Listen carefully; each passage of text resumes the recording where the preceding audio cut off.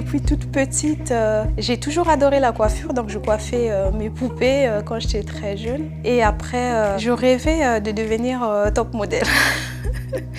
Je me souviens, c'est mon grand frère qui m'a inscrit à un concours de mannequinat. Et depuis, je ne m'arrête plus. Ça fait partie de moi, c'est une passion, c'est quelque chose que je ne peux vraiment pas expliquer, qui m'apporte tellement de bien. Je m'appelle Rama, j'ai 35 ans, je suis réceptionniste dans un hôtel et j'ai pour passion la photo et la coiffure.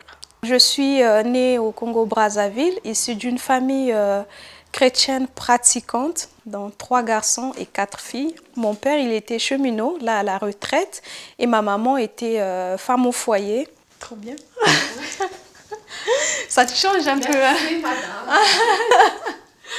Je suis contente, si t'es contente, je suis contente. À mes 26 ans, je me suis fiancée et toute ma vie était déjà tracée, le mariage, les enfants, la famille et tout ce qui s'ensuit. Et un jour, ma vie a complètement basculé. Mon fiancé a disparu et je me suis retrouvée menacée de mort et j'ai dû fuir mon pays et trouver refuge ici. C'était une urgence, une question de vie ou de mort, donc je suis partie.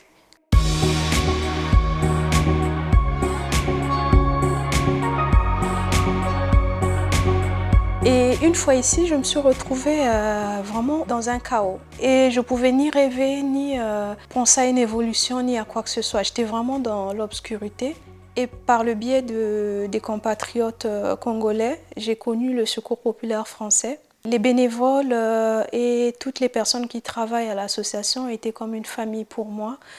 Et après, grâce au Secours populaire, j'ai pu avoir un peu plus d'espoir d'avoir ma vie se remettre sur les roues et aussi de pouvoir pratiquer de nouveau ma passion. Donc je reste juste assise, normal. Comme ça.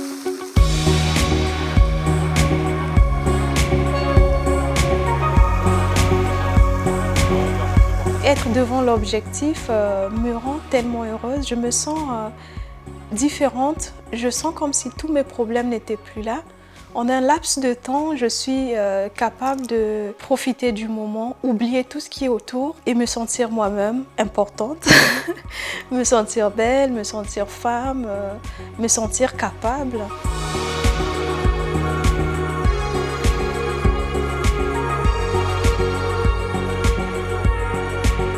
Aujourd'hui, ma situation est bien différente. J'ai mes papiers, j'ai un travail, j'ai un logement.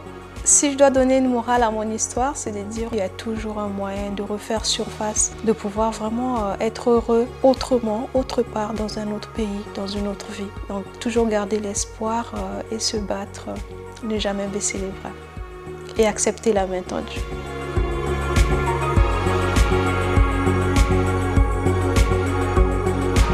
Ce qui ne me tue pas me rend plus fort.